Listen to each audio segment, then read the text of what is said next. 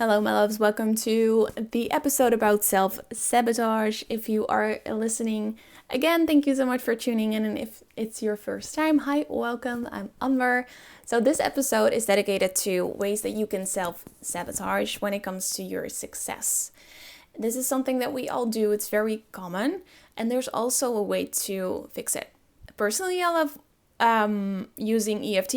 I also use this with my clients. It's the emotional freedom technique. I will explain to you a little bit later, like what it can do for you. But first, let's get into ways that you can self-sabotage. So just imagine you wanting something really bad. Every time you're about to go do it, you kind of talk yourself out of it. Or you get this anxiety and you just think like, nah, maybe next time. Or you know that you really want to expand your skills or maybe apply for that dream job that kind of feels out of reach. And so you keep waiting, putting it off.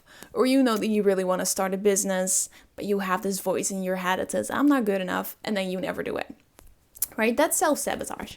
Because when it comes down to it, if you're really, really honest with yourself, is that voice that is telling you all these things, is it right? Or is it just trying to protect you? Probably the last option. And I'll talk a little bit more about why I think that is. But think for yourself, like, what is my mind doing? Right? Because your mind is super useful. It's here to help us survive, help us keep us safe and learn things. And also, the mind can keep us in a place that we are not necessarily content anymore. And then it becomes a little bit tricky. And that's also where the self-sabotage comes in.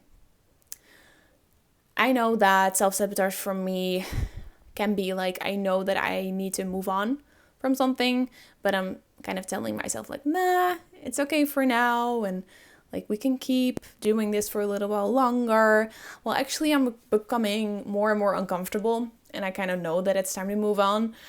But it's just uncomfortable to jump into change.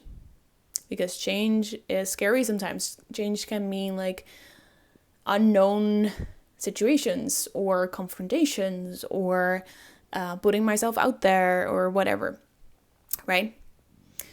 Then another thing can be is doubting yourself. Maybe like you want to go to dance class, but you've never danced before. And so it seems so fun and you feel within your body like it lights up when you think about it and you envision yourself doing that class and it seems so fun.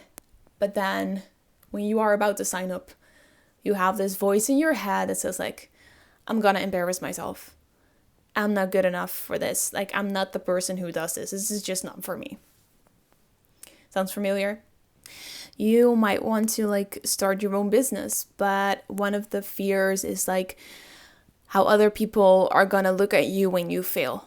Like, you've put this work into it and you've put yourself out there, but then it doesn't go your way. And the people who said like, maybe just don't go for it because like there's a high chance that you can fail and it's really hard to be a business owner, blah, blah, blah. And then they're gonna be right. And then I failed. And that's gonna be so embarrassing and I never wanna have to feel that way. Just think of your life and see where these stories fit into your life. Like, where does your self-sabotage show up? Not to be cruel, just to make you aware of how the brain works and how your brain works with you, right? Because sometimes we just keep that mind talking along and taking everything that it says on as truth, but it's the mind. And the mind has a function. I've said this before, but like your mind is an organ, just like your lungs have it's like the job of the lungs to breathe, right? The job of the mind is to keep you safe. It's not you. You are not your mind. So knowing how to work with it is going to enhance your life because the mind isn't always right. The mind is helpful. The mind is keeping you safe, yes. The mind helps you learn things. Like, the mind is amazing, the things that it can do. But if you look at the subconscious mind is just neural pathways which are these paths in your brain that form when you think a thought over and over again. Neural pathways are formed in your childhood. They are formed through believing things that society feeds us, and also that other people have told us about the world, about ourselves, that we take on as a truth. So we have a lot of these neural pathways, and you can kind of see this as a computer, right? It's this program that's running. But not all of those beliefs, not all of those neural pathways are actually the truth or helpful at all. For example, I used to think that I was really bossy and nobody liked me stepping up and taking the lead, which is difficult if you're kind of a leader type, which is difficult when you want to be your own business owner and get out there to like tell your message with the world, like what I'm doing now. I used to be so scared that other people will find me irritating, which like now I don't care because I'm here to help.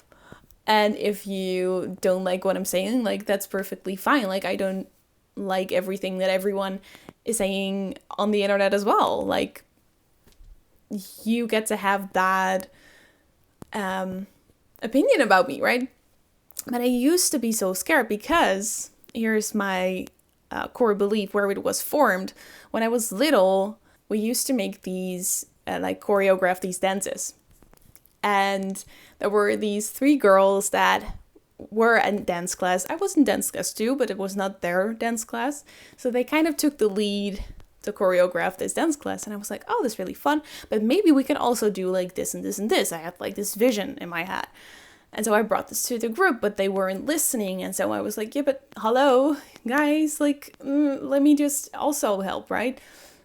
But they wouldn't let me, and then I really got this feeling of embarrassment and being too much, and that I was bossy because they told me, I think. I'm not really even sure anymore, but this is what made me think that I was a bossy person. And if I were to speak up or share my ideas, I will be found too much or irritating, which is not helpful. But funnily enough, my mind thought that it was, and it made a neural pathway. Because when you're young, you're going to interpret things that people say to you as a truth. Because you have not developed your brain yet, right? To have this overview or perspective. And still, sometimes as adults, we also believe shit people say to us, but it's not necessarily true.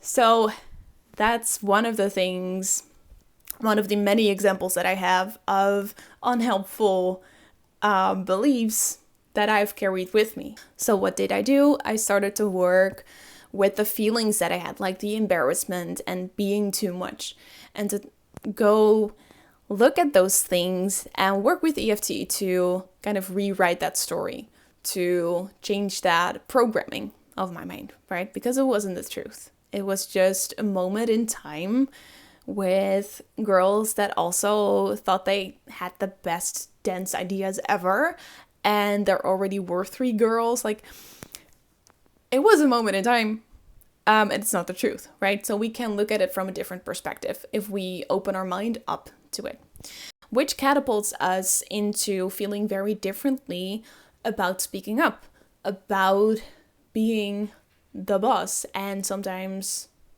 taking up space. I have had a difficulty with that as well, but it also leads back to that moment and some other moments in my life. Also in my family. I have siblings. Like, we fought a lot. So taking your place in a big family is also sometimes a little bit hard. Like, you can trace it back, right? And we don't have to get into the specifics of it. It's not talk therapy. It's working with the emotions and the belief tied to it. It's actually really easy. I'm gonna tell you or show you a little bit more about it later. If you find that interesting, it's an option. But self-sabotage is really tricky because the mind perceives change as a threat, right? So what is it going to do? It's going to tell you all these kinds of stories where you're not good enough, why you shouldn't do it, like the worst case scenarios, and then make you feel this emotion that you have felt in your past as well, or that society is portraying to us. And then you're going to feel all kinds of things like shame or doubt, insecurities, and that's going to help you not do it, which is the function of the mind, because then you're safe. Now, the questions that I want to ask you are like, are you really safe? Because you're feeling pretty uncomfortable in this space right now. Chances are that if you want to make your dream life a reality, is that you have to change something to get there. So yes, maybe it feels safe, but staying here, is that comfortable? Probably not. How long is it gonna stay comfortable? And what would happen if you stop the self-sabotage? Every action that you do has a benefit. Like even really dumb decisions. Like, for example, being too late. You might want it to not feel rushed. Or drinking a lot. You might do that because you want to escape. Or not going for your dreams because you want to not feel the uncomfortable feeling that change brings. Right? Every action has something that makes it worthwhile. So you have to look at that to see, like, is what I'm doing actually productive? Is what I'm doing actually what I want? Because chances are that your self-sabotage is not actually what you want. Actually, what you want is to grow, is to change. You just need to make yourself feel safe within that change. And when you feel safe within that change, your mind is going to relax as well. So another question that I'd like to ask you is, what does success mean to you, and what kind of fears does it bring up? So for example, it can bring up more responsibilities. It can make you have to meet new people, maybe a little bit of social anxiety. Or it can let the fear of being seen come up. Just to expand a little bit on that, right? So maybe your self-sabotage means that you are comfortable hiding, you're comfortable not having to talk to new people, or not taking on responsibilities, but just being okay with where you're at with your responsibilities, right? Doesn't mean that it has to be like that. For example, if you are really good at setting boundaries, if you are really aware of how to feel peaceful, you're not going to let your success run over your peace of mind. You're going to make sure that you still feel comfortable within your success, and your success will become your new comfort zone. See how that works? It's all about perception. So we can make all these stories up in our minds because that's their job. But the mind is just doing what it's supposed to do. So how are you self-sabotaging? Catching it, seeing it for what it is, and then being willing to work with it, that is going to change it. So I have had, maybe you know this, I've had anxiety for quite a while. I think since I was 17. Yeah, 17. I've had panic attacks, whatnot. And EFT has helped me reduce that more than 50%. Like, I don't get anxious, like, maybe like once every 3 months or so. It's reduced so much, because anxiety is also the brain trying to protect me, right? So I work with it. I look at what am I actually anxious of. Sometimes that's hard, because if you have anxiety as well, the mind can just go run off with some random story that does not make any sense. But having the tools to work with it really helps to make my nervous system calm down. So EFT works with the nervous system. It taps on meridian points on the body that are linked to the nervous system and the subconscious mind.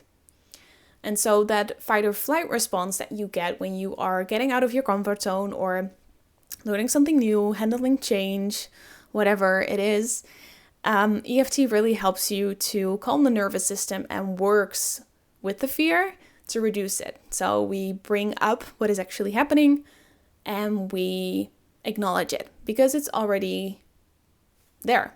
You can already feel it in the body. It's linked to an emotion. It's linked to a memory. It's linked to something like that belief, that core belief.